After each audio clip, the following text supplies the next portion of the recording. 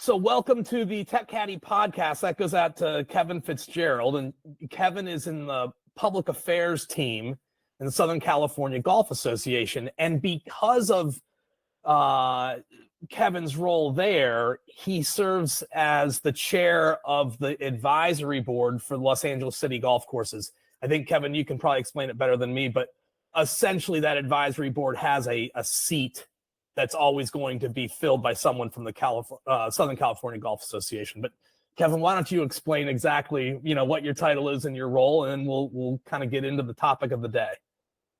Absolutely. Thank you so much for having me on. And I'm the Assistant Director of Public Affairs for the Southern California Golf Association. Essentially, the Public Affairs Department works at the intersection of golf and public policy, and that is there are a lot of intersections. So this is one component of it. And I know we'll be talking quite a bit about reservation systems and online brokers and so forth. And, you mentioned the LA City Golf Advisory Committee. Essentially, it is an advisory board. It's a subsidiary body. The policy-making body is the Recreation and Park Board of Commissioners. And that's within the executive branch of government in the city of Los Angeles. So the Golf Advisory Committee is an opportunity for the community to vet ideas and make recommendations, really part of the public stakeholder input process. So we work very closely with the Golf Division, which is within the Department of Recreation and Parks. And what we'll talk, I'm sure, much more about is the way the process works and this big issue that has been getting a lot of attention in the last couple of weeks. No, that's great. And listen, there's a lot of municipalities, I think, that don't even have a board like this. So on some level, it's actually great that that Los Angeles, has John Q. Public essentially is able to participate and have a voice. You had shared with me previously, you guys certainly do not set policy, but it's nice. They let you weigh in on things. If an RFP is going to go out, you all might have a say in some things that are included in the RFP before it goes out, right? Or I know yesterday we talked about the strategic plan that Global Golf Advisors had built for the city of Los Angeles, and you all had access to that. And I know everybody has access to it, but I think you maybe had a little bit deeper role in pulling that together. And like you said, today we're here to talk about a lot of these reservation issues. But I think one thing that's really important to say, really in defense of your technology provider, who is, I shouldn't say your technology provider, the technology provider for the city of Los Angeles, in defense of NBC Sports Next or Golf Now or however you refer to them, this problem is not new. I mean, there are not enough holes of golf for the number of golfers that there are in Los Angeles. So it's always been very difficult to get a tee time. Maybe you could chime in on this, but I say that in defense of Golf Now because this is not a problem, at least in my opinion, that they've created. Absolutely. I mean, I think to take a step back from this entire issue, LA is considered to be the worst place in the United States to be a golfer. There are more golfers chasing fewer holes here than anywhere else. And it's by a fairly wide margin. So, and then to paint a little picture of what golf in Los Angeles looks like, within the city, it's over 4 million residents. And essentially you have a few, very high-end private clubs, and you have municipal golf. And so there are the daily fee golf course market has all but disappeared. There's one privately owned public golf course in the city of Los Angeles, and it just so happens that it's in a floodplain, a wash. You can't develop the land.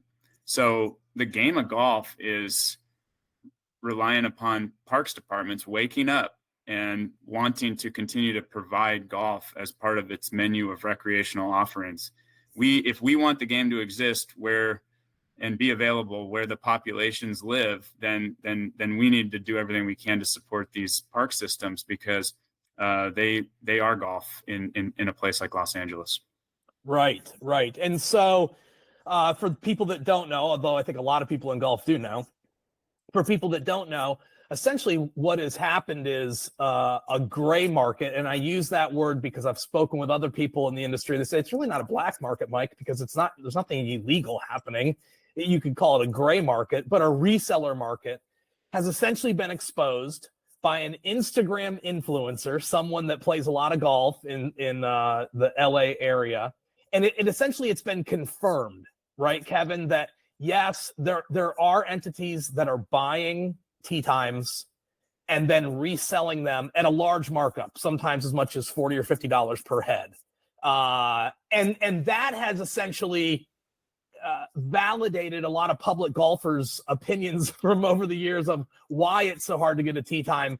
There's now a lot of people saying, I told you, there is something nefarious going on here. And maybe you can expand on that. Sure. I'll clarify one point. So I like your term, the gray market, secondary market. Again, I mean, it's fascinating that we're in this situation where a secondary market exists. And I think it's important to point out why that is possible. The municipal system we're discussing, the LA City golf system, the greens fees are set well below market. And that's intentional. The mission of the Parks Department is to provide an affordable and accessible recreational opportunity. And so for the golf system to provide affordable and accessible golf. So, obviously if you had if greens fees were at market rates, then, there wouldn't be a great business opportunity in a secondary, gray market. Let me just jump in just to make this clear for the listener. When we say they're not at market rates, that is another way of saying they are priced much lower than it is believed the market would pay for the tee time. That's really what we're saying, right? Is unlike a lot of other places in America, these tee times are priced significantly lower than what the market would be willing to bear. So absolutely, yeah, thank you. And I'll say that I think that's the mission of the Parks Department. But it's also political security for these golf courses because, we've discussed this. What really changed in the last couple of weeks was that there seemed to be what I would say was the first, real evidence that this broker or secondary market existed. We've heard things like the following. Well, I know someone who called this number and got this tee time. They paid this, I think it's a broker. And I would say, well, give me the number. Like, I'd love to see this. I want to know more about this. We never got past the point of hearsay. And so a couple of weeks ago, there was a post, as you suggested. I'm a muni golf type of guy. I've been harding in Los Angeles and all the other munis around town. It's affordable, it's local, and the courses are actually fucking great. Like Wilson and Harding, both great setups. Rancho Park, awesome setup. One of my favorites is Hanson Dam. There's a bunch of other courses, and they're all municipal, public courses. But it feels like it's impossible sometimes to get a tee time on any of these courses, especially on the weekends. So this has been going on the last couple of years. One of my friends got totally fed up and went to Wilson Harding on a Saturday, and he posted up and he asked every person, how'd you get this time? How'd you get this time? How'd you get this time? Finally, somebody told him the truth. Hey, there's this guy. The only way you can get in touch with him is through this Korean messaging app called Kakao. So this is the app that you have to use to message this one guy who has bots that scoop up all the tee times the second they become available, and he holds them. And check this out. This is what he's charging per tee time per person, okay? $30 for like non-peak hours, $40 per tee time. That's not how much the time costs. You have to pay the LA Muni when you get there and you check in, but you're going to check in under this guy's name. This is literally crazy, and it's unfucking fair. We all love golf. We all want to play golf. Most people work 9-to-5 type jobs Monday through Friday. So when the weekend comes around and we want to fucking go and play golf, and we can't because the earliest tee time available is 4:30 in the afternoon. Now you know why. This guy is literally taking tee times using bots and reselling them, and apparently everybody knows about it. Everybody knows about it, and they use him. What are we going to do about LA City? LA City, what are you going to do about this? Courses are for the people. Public municipal courses are for the people. If you steal all the tee times and you fucking turn it into like a private, sketchy, mafia-type country club only for people in the know that know how to use this Cacao app, that's just fucked up and not fair. So, I'm not down. Let's get rid of this shit. Sorry, this is fucked up. To go back to your point about the gray or secondary market, right now, and you brought up the legality, one does not have to buy the tee time through the parks department. So when you reserve a tee time, you don't you haven't paid anything toward it. So there are a lot of reasons why this is problematic, but first and foremost, the parks department does not permit that within their code of conduct. So while it may not be illegal, it's certainly against the code of conduct, and they reserve the right to cancel your access, your player card access, if you're taking a tee time, reserving it, and then selling it as a broker. Okay. So the code of conduct, is that something that we can find online? Do you know? Absolutely. Sure. Okay. So we'll try to post that in the show notes, the code of conduct, so people so that's interesting. You're saying if they really wanted to stick to the letter of the law, so to speak, they could prohibit these people from playing. And I guess you had said to me in a previous conversation, they have suspended lots of different golfer cards. Explain the golfer card a little bit. That's the other thing that I think that's a little confusing out of LA. Sure. So in the LA City system, the tee times technically open 9 days in advance at 6 a.m. if you have a player card. So the player card is $25. It's good for a year. And what that allows is for someone to get access 2 days in advance of the general time that the tee times would become available. So if you don't have really, so people for $25 a year, you can get premium access is essentially what that is. Exactly. Now, what some of the frustration has become that you can't get it's very difficult to get a tee time that you're looking for regardless, but it really doesn't matter if you in the sense that if you have a player card, the incredible amount of demand for each tee time, it's really something to watch. If you log in at 5:59 a.m. 9 days in advance, and at 6 o'clock you try to book a tee time, you'll see that every golf course is filled in a matter of seconds. Yeah. Well, so let me ask you this, because I know you're going to come back on in another week because you guys have some meetings coming up, and I thought it would be really excellent to have you back on, and maybe you could update us on what's happening.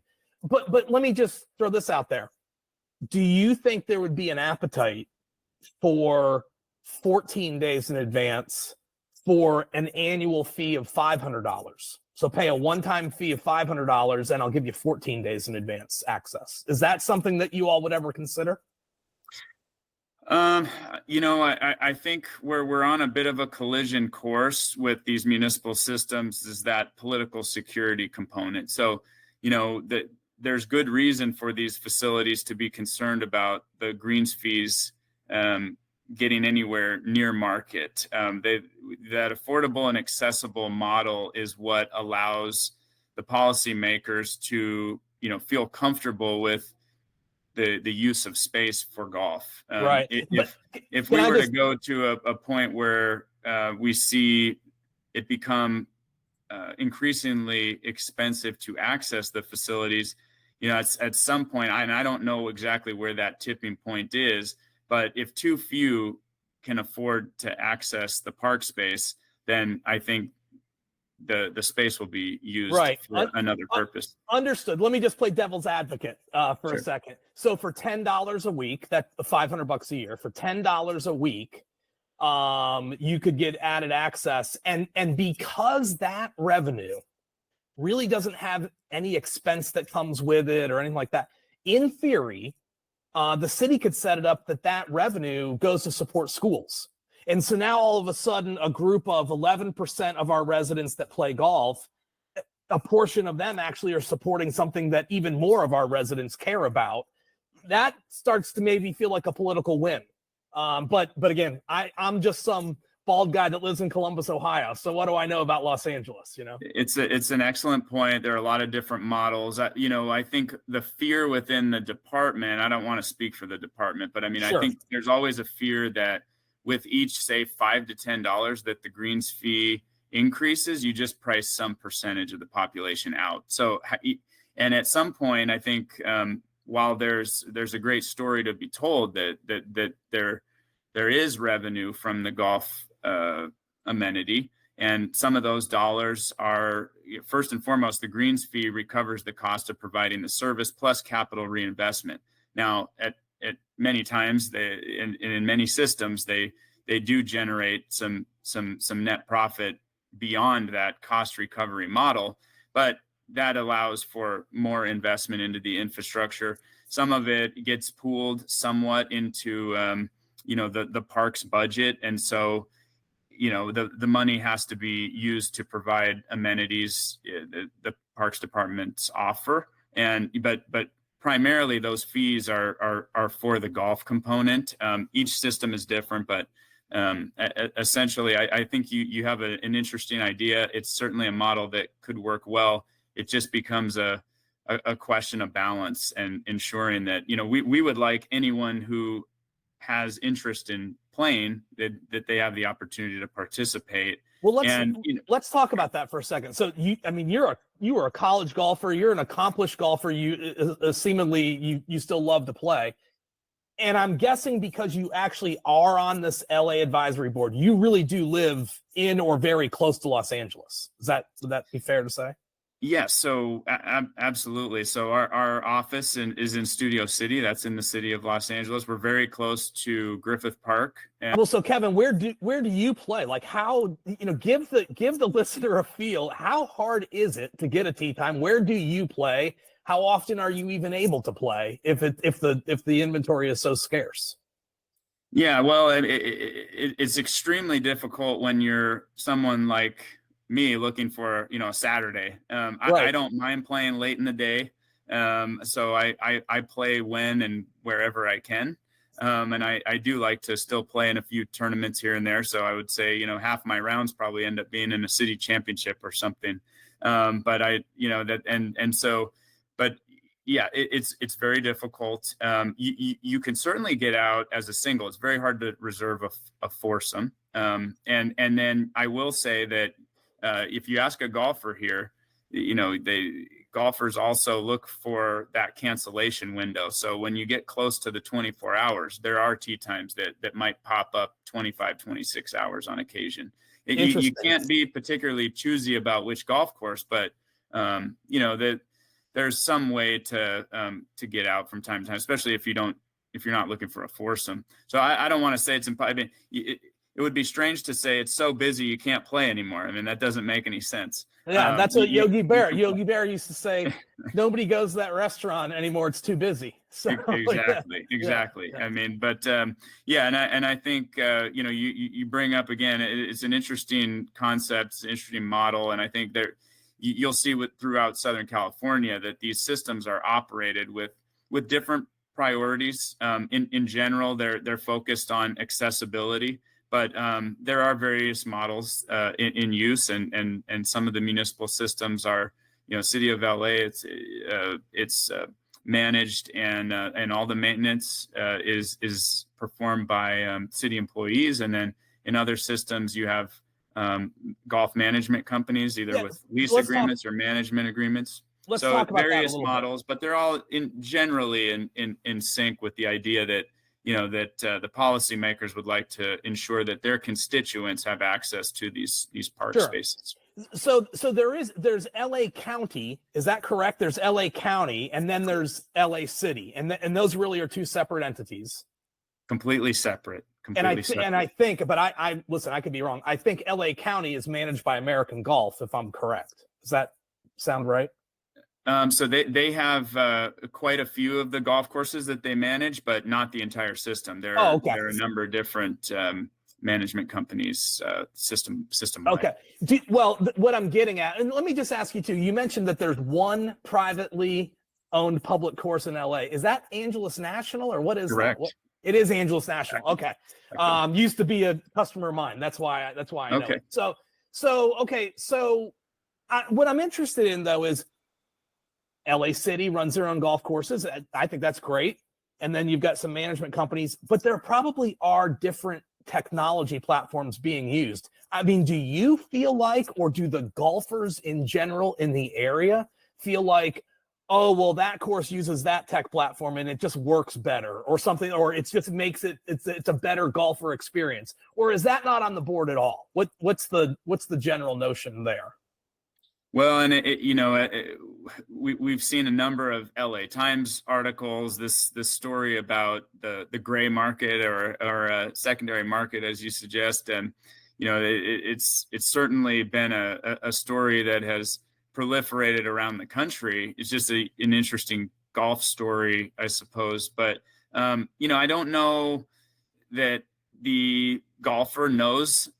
The average golfer knows which golf course that they happen to be playing. I think that they know they're playing golf, and by and large, I think the more avid golfers certainly understand it. But the average golfer who shows up and just wants to play golf, I'm not sure that they're going to be particularly familiar with which system that they happen to be playing that day. Understood. Okay. Now, one of the takeaways, again, and I think this is good for, frankly, to memorialize and to be able to always refer back to, there is no doubt in the last 14 days, the case has been made, and it didn't have to be made by you guys. It didn't have to be made by Southern California Golf Association. The case has been made that there is a lot of demand for golf. It would not make a lot of sense to do away with golf or to start to turn 18-hole golf courses into 9-hole golf courses. Based on what's happened in the last 14 days, that'd be quite a stretch that makes sense, if you will. Yes, I hope so. We're certainly interested in sharing that piece of the story. I mean, I think if you read, say, some of the stories that have been published, I think that component of incredible demand to supply is sort of lost in the story of broker activity. My greatest fear with all of this is that, I don't think that there's a silver bullet from what I know at the moment. And I don't pretend to be an expert in technology. So as you suggested, Golf Advisory Committee, I work for the Southern California Golf Association. I happen to be on the Golf Advisory Committee as one of 18 members. I'm currently the chair. I can't speak for the committee on what recommendations it might take, but based on the discussion that we had last week, I can say that some really interesting ideas were discussed. I think some of those changes that will ultimately come from this interest and in trying to mitigate the problem. I think some are probably policy solutions and some are probably technological. Although, again, I'm not sure that I can speak, to get too into the weeds on that at this moment. I think a couple of the ideas that were discussed. Sorry. When you say policy, is that another word for pricing? Really, because we had another guest on earlier, and we're going to put different voices together for this particular episode. We had another guest on earlier that said, essentially, like, yes, it seems like you could get a win with some technology, or you could make some level of improvement. But at the end of the day, some of this is just going to come down to pricing. Either you're going to raise the fees and lower the ability for a gray market to exist, or you're not. And when I say you, I don't mean you, Kevin. I mean the city overall. So is policy somewhat of a synonym for pricing? It could be. I think I'll use one example of policy that was discussed, which was having, some skin in the game. So as we said earlier, you right now you reserve a time. and you have until 24 hours in advance to cancel that time. One policy change would be a non-refundable deposit. That is a policy change that I think is quite likely, because ultimately there might be some way to cut into the market for the brokers. Now, some facilities are highly sought after, fraction of the market rate. So I'm not sure that would work necessarily at every golf course. I don't know at this point. We're going through the process. We're going to hear in the coming days. We're going to hear more from staff, and essentially what will happen is there will be another golf advisory committee meeting next week, and staff is going to provide some recommendations and plan to have that public input process take place. Well, the GAC, the Golf Advisory Committee, may well endorse what they see in the staff report. They may add additional ideas or ask a lot of questions. Ultimately, the staff will take the report to the board, and that is the policy-making body. Now, when staff goes before the board, it's helpful to them if they can suggest that we've met with the golf community, we've had the Golf Advisory Committee review all of this and ask questions, and ultimately they would, I'm sure, like to see the Golf Advisory Committee endorse whatever it is that they propose. So let me welcome in Aaron Gleason from Golf Geek Software into the Tech Caddie podcast. So Aaron, thanks for joining us. Well, thanks for having me, Mike. It's been a while, man. Yes. Good to see your face. Good to talk to you too. So we're here to talk about LA City golf courses. That's really the theme of this entire podcast. So we're gonna have a couple different guests on in the podcast. It occurred to me that we rated your booking engine very high. I think it's the number 2 booking engine in all of golf. So that's an extremely high rating. And because your booking engine is also newer, I thought, I wonder how those guys would handle some of the tech issues that the team at LA City golf courses are struggling with. And so I thought you'd be good to come on. Now, in exchange for your time, I'm going to let you talk a little bit about your company overall. We'll get to that in a minute, but let's, Sure. I know you've kind of studied this LA City course thing to a degree. Let's talk about a couple of different things. So as you know, and as a lot of our listeners know, there seems to be, some people call it a black market, other people call it a gray market, because maybe there's nothing illegal happening here, but there's clearly reselling of tee times happening where someone gobbles up a lot of tee times. They then transfer those tee times to the proper golfer name once someone has come to them and said, I'll pay you $50 more per head or something like that. I know you guys Who would ever thought the golf industry would have this problem, right? Exactly. And it does make sense it would happen in LA because they don't have a lot of holes of golf in LA, at least public golf. So so talk to, if you guys are big into solving problems over there. I know that's your big mantra at Golf Geek, but if you all sat around and we're going to solve the problem, talk a little bit about what your thoughts are and how you would handle it. It's interesting that when that came up, we had already kind of been rolling out some problem solving techniques and tech in general for our client out in Sacramento, who's runs the municipal properties for the city of Sacramento. They were having some issues with people making tee times fraudulently. And so we rolled out or are in the process of rolling out some new tech that allows us to detect that fraudulent activity. We call it the FairPlay Guardian. So literally what it does is, and it's right now we've released it and it's in its learning phase, learning what normal activity looks like. Okay. So that let me it can just then detect that fraudulent activity. Let me just jump in. So we're kind of, I didn't know that. So we're breaking a little bit of news here. So you've got a new piece of tech that's part of your booking engine. I think you just called it FairPlay Guardian. But it sounds to me like it includes some machine learning then. You're saying you're in the learning phase. That sounds to me like there's some AI machine learning. Yeah, essentially what it needs to do is it needs to learn what normal activity on the engine looks like. What does a normal booking look like? And so the more data that it has to compare to, obviously the smarter it's going to get in regards to how will it detect that fraudulent activity. So the problem they were having is very different from what the LA city golf courses are having. People weren't buying up tee times and reselling them. People were buying up tee times in front of their group, and like they would buy 4 tee times, and the 3 in front of them were completely fake, and they would just book them back, right? And so what would happen is they'd get 2 or 3 no-shows, and then the group would show up.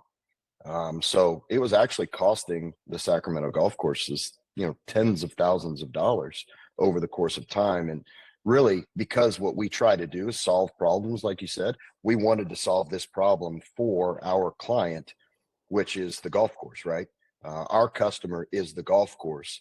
The problem that LA City's having, it sounds more of a golfer problem, but oddly enough, I think the system that we're in the process of rolling out would help solve those problems as well. And I do think what you just said, Aaron, is correct, that it's a golfer problem. That actually for years it's been hard for golfers to get tee times at these golf courses because, again, they don't have a lot of holes of golf. But what they've recently discovered is there is some nefarious activity going on. And actually this came from a TikTok video where someone showed the marketplace that you can go to and pay additional fees to get these tee times. So go on. You're right. LA City golf courses, it is more of a golfer problem than a golf course problem. You've made it clear here, your customer is the golf course. It just so happens you think probably fix this issue as well. Yeah. So the idea behind what we're rolling out is going to be, if fraudulent activity is detected by the technology, emails will get generated or texts will get generated to the operator saying, hey, we've detected this. This could be fraudulent. Please, take a look. And that's a time saver for the operator, because we know that some of the operators at LA City have said, we do occasionally catch people, but this is a full-time job to monitor how much fraudulent activity is going through the booking engine. And so really what you're saying is you've created a time saver. I'm assuming I know you guys, there's a lot of marketing automation with Golf Geek. I'm assuming you've probably leveraged some of that to build your FairPlay Guardian. Yeah, the idea was we didn't want to have the technology, especially initially, have the technology override anything or block anybody from doing anything, right? What you don't want to do is create a scenario where you're making it difficult, excuse me, for the 99%, because you have 1% of your customer base that's doing something they shouldn't be doing, right? So if you don't want to be in a scenario where you get online, try to book a tee time, and the system says you can't do it because it thinks you're doing something you shouldn't be. So we thought it better to notify the operator via the texting or email system, so that the operator then can find out for themselves if indeed it is fraudulent or not. And I would assume then the operator can block, can essentially disable that account from booking in the future if they decide that that's the appropriate action. Right. Yes. Got it. Okay. So we're also going to have a Matt Holder on from a waitlist company. He wanted to chime in on this. I think he's a little cross with me about some things that we put in an article, which is fine. I'm happy to have the conversation. I can't imagine that. Yeah, I can't imagine that, Mike. And I think it's good to have conversations, frankly, sure. Of different opinions. And I know Golf Geek does have waitlist functionality. Does waitlist play a role here or not so much? What's your thought on that? Well, it can for sure. The idea behind waitlist, the reason we developed it, we were of the belief, and I think, this isn't, some, great epiphany, but we were of the belief that, waitlist, in our opinion, should be a feature of a larger system. We were having a problem within our atmosphere, our environment, of having no shows. With the increased demand that we were seeing an increase of no shows, and we needed to find a way to try to alleviate that. So kind of the the arc of why we developed Waitlist started from the no-show side of the business, trying to make it very easy for golfers to cancel, right? We were of the belief that if we can make it really easy to cancel tee times, then we felt like people would actually do that. In our previous scenario, we were having, golfers, even when they booked online, might have to pick up the phone to call and cancel that reservation. We felt that that was a hurdle to them actually canceling. So we made it very, very easy. So we send out text reminders on any interval you want. You can start sending them a week in advance. You can send them, 48 hours in advance, 72 hours in advance, whatever you want to do. But in 2 clicks, a golfer could cancel a reservation. So literally, they get the text, they click, it takes them right into their bookings page within the Golf Geek software. They click another link that says cancel, reservations canceled. Okay, so let me just get this straight. Mm-hmm. So this is outside of your waitlist tech, if you will. You're Mm-hmm. saying before you built waitlist, you built reminders, or I don't know what you call it, but you built Mm-hmm. something that would nudge the golfer to say, hey, now remember, you've got a tee time booked here.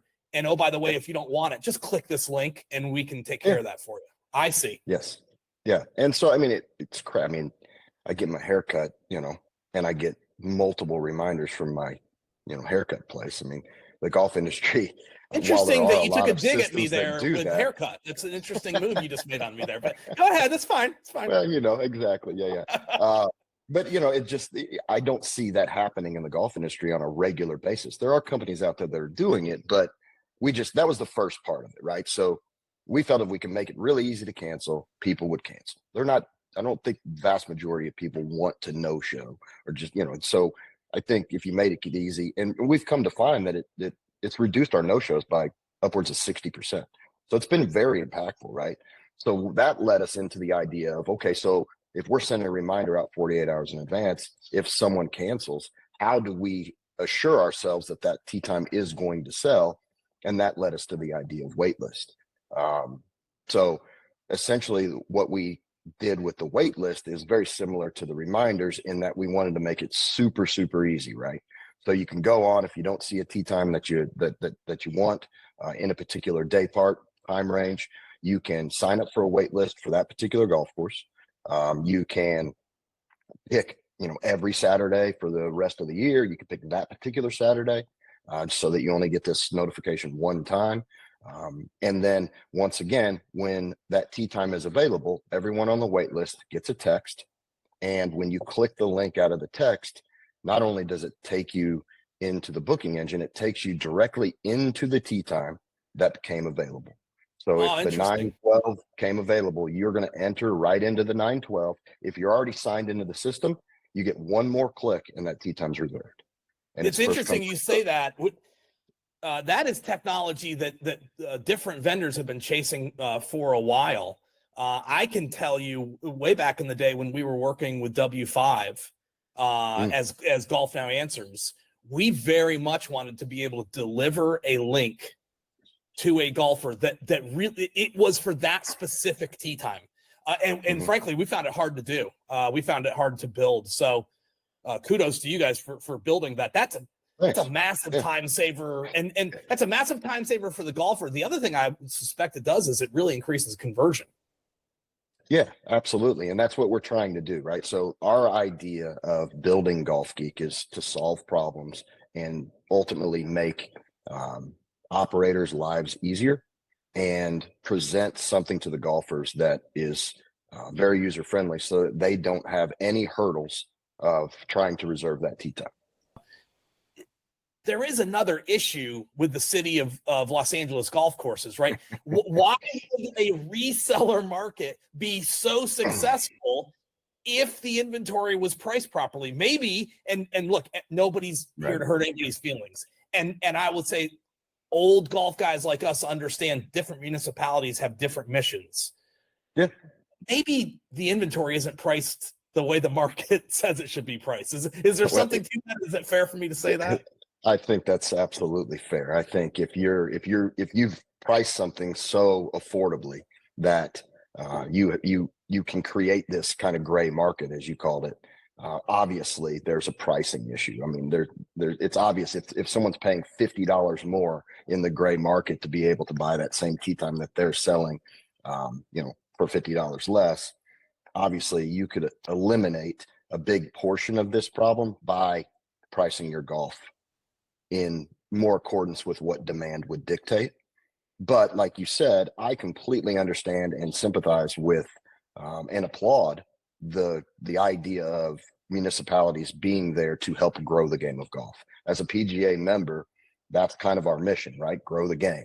So I absolutely understand why municipalities would try to keep golf affordable in any given market so that we can continue to foster the growth of the game. And I think that's important. I do. I think there's a place for that. Okay, so let's welcome in Matt Holder from Loop Golf, and Loop Golf is one of the new startups that's gotten a lot of attention in golf. So Matt, welcome to the Tech Caddie podcast. Happy to have you here. Happy to be here. Thanks for having me, Mike. Really appreciate it.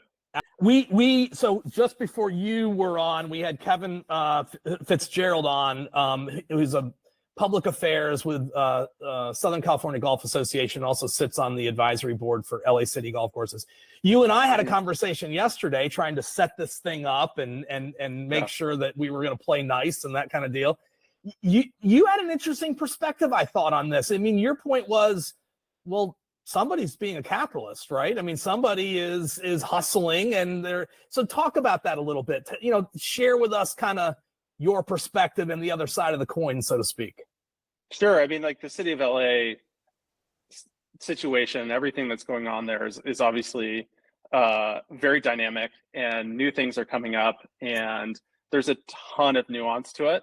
But I think that where there's this kind of friction between what was intended and what's happening, and those two things are colliding, and everybody's trying to make sense of it.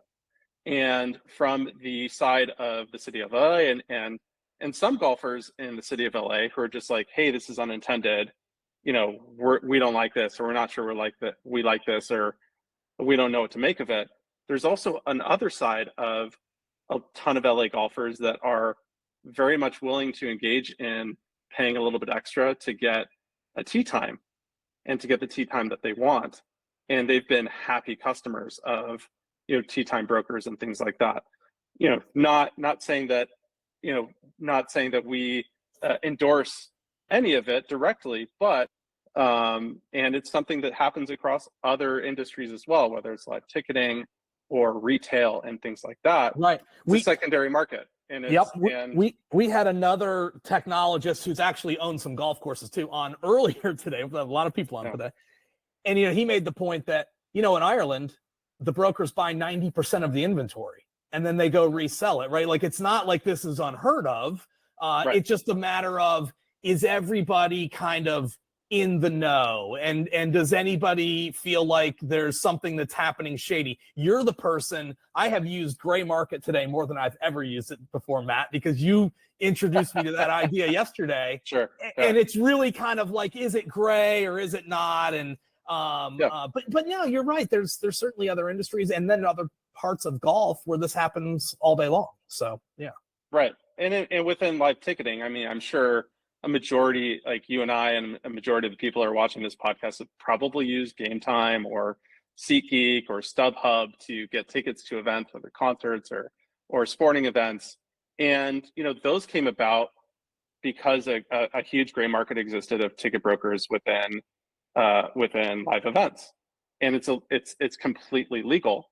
It was just something that technology hadn't yet enabled, and then these came along and have given great optionality to consumers to access sporting events that they otherwise might not even be able to attend because there's just no liquidity for transferring tickets. Right. So, what I think this situation, I think like one of the big learning points and takeaways that operators should get from what's happening in LA is, yes, that there's these unintended things, but I think also highlights just how much demand has impacted pressure on pricing, and highlighting the fact that there's a lot of price opportunity and a lot of revenue management opportunity that has yet to be extracted within golf.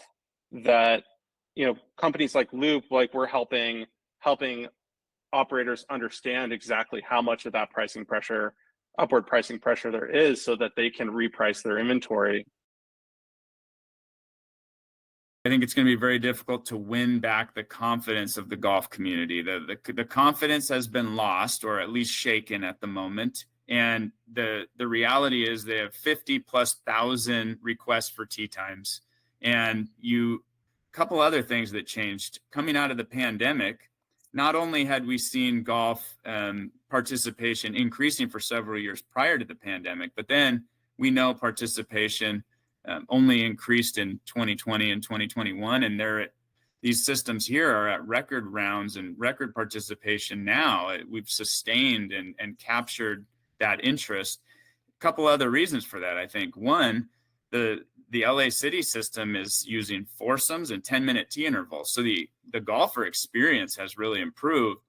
You don't have 5.5-hour rounds anymore. You can tee off at 2:30 in the afternoon if you're lucky enough to be on the box at that time. You can play in 4.5 hours. It's a really different experience, and so I think let's back up is for a absolutely second. part of why we've retained a lot of this interest. Let's back up for a second.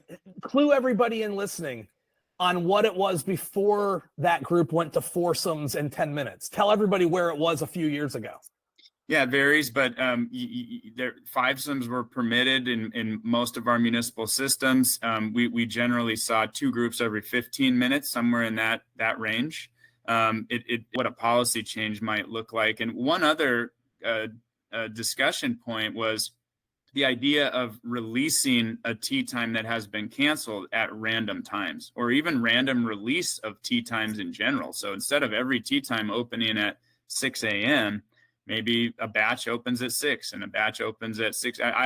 These are just different ideas that are coming to light. Now, I don't know how that will work for those companies that, are scraping and making, the customer aware of tee times that become available. I know that, at the very least, the idea of a canceled tee time getting released at different times, it seems that would be helpful, because explain that a little bit, Kevin, because I don't think people realize what's happening at 3:30 in the morning. Explain that a little bit. Yeah, exactly. So I think when, for example, the system here, if it's LA City, what you're seeing is that there's some turnover. And so you have some, the tee times all go very quickly. And then prior to that 24-hour cancellation window, a lot of tee times are canceled. And I don't know exactly what the percentage is off the top of my head, but I've heard, well beyond 20%. So there's some churn there. Now, some of it is not, brokering, but what they're also seeing is that the tee times get booked, and then in the middle of the night, a tee time gets canceled and rebooked very quickly, because in the LA City system, you actually have to show your ID when you get to the golf course. So if you were a golfer who had paid a concierge service, when you get to the golf course, that tee time needs to have your name on it, and you need your player card. So how is this happening? I mean, these are the kinds of questions that, been sort of looking into for quite some time. And I think, bots and, something technological, that's one component, but there's also there's so much money to be had. And based on what we've seen in the last few weeks, how much above the greens fee some of these tee times are available through what was posted a couple weeks ago and what went viral, that there's real money to be had there. So just the sort of how much of it is sort of brute human force of somebody having multiple devices and booking a lot of times, and then essentially the golfer has an interest in, say, the 10-10 time, and then at 3 a.m. you cancel the time. At 3 a.m. you rebook the time with that golfer's name. So when the golfer gets to the golf course, everything looks, it was the golfer that booked it. So that's right. And I find would be extremely difficult to figure out what can you do with that. If there are 4 of us and we're all hoping to play on Saturday, and we all get on the tee sheet at 6 a.m. and we all book a tee time, and then we say, well, which one do we want to take? Well, there's no brokering. There isn't no one is selling that reservation, but the 4 of us are hoping to play together, we're going to have 1 booked and 3 cancellations. So that is problematic too, because it just actually leads to more requests for tee times. That's right. It's more traffic on the site. It's more churn. It's heartbreaking when you hear that a tee time, you get short, you a foursome booked and 2 show up, because that means there are golfers like me, perhaps sitting at home on a Saturday morning, and there was a spot for me. So that's not great for the facility or the golfer. We had another company on earlier, and they build booking engines for golf courses, and they have a feature that they've named FairPlay Guardian. And it really is built to address exactly what you just said, where people are booking 3 tee times and only using 1 of them and whatnot. And so they've actually deployed artificial intelligence to start to identify when a booking looks unusual to the mass of bookings that they typically see, and then alerts start to go off and notify different stakeholders at the golf course that, hey, we think this looks fraudulent. Not that we're going to prevent the person from booking it, because maybe it isn't, but you should really look at this one. Here's this particular booking that our fraud technology, rates as a very high likelihood of fraud. So there's people out there building solutions for sure. Well, listen, it's been great to have you on. I'm super interested to know I think you've got 2 meetings coming up in the very, very near future. First, the advisory board that you chair will meet. And then from a meeting like that, a recommendation will go to what is the next board called? I'm not sure. So the policy making body is the board of commissioners. Those 5 members are appointees of the mayor. So it's really within the executive branch of government. If staff wants to make some kind of change, they need board approval. So the department provides reports to the board, and then the board will sanction those changes. We're really part of that stakeholder process. And so essentially, this is how it would typically work. We have a meeting on Monday. We'll get the opportunity to hear what the recommendations might be, and then possibly endorse what staff presents. And then when staff goes to the policy making, the board, that body, then we will have vetted it to some degree, and then the staff will be able to suggest that they went to the golf advisory committee, and golf advisory committee provided feedback. It could be that the golf advisory committee endorses the board report, so on and so forth. Well, that's excellent. That's excellent. I can't thank you enough for coming on short notice. I think it's really cool that you guys make yourselves available to help people understand this better. Like I said in the beginning, I'm not so sure that this is an indictment of the technology provider. This is just an odd situation. Not a lot of holes of golf and a whole bunch of golfers. And so some oddities will arise. Well, and to your point earlier, I certainly hope that, one, we can help mitigate some of the problems that have come from this incredible interest and participation. But also, I hope that we can sort of parlay this into explaining that, yes, these golf courses are heavily utilized and we need them. And it's always going to be important for golfers to show up and make sure that those who have the opportunity to make policy decisions, they know that the community cares about these facilities and wants to see them continue to do well and provide the game of golf. That's, so well said. So well said. Well, thanks again for your time. And we'll look forward to speaking to you next week. I'm very interested to see what comes of everything. So thanks again, Kevin. Thank you for having me.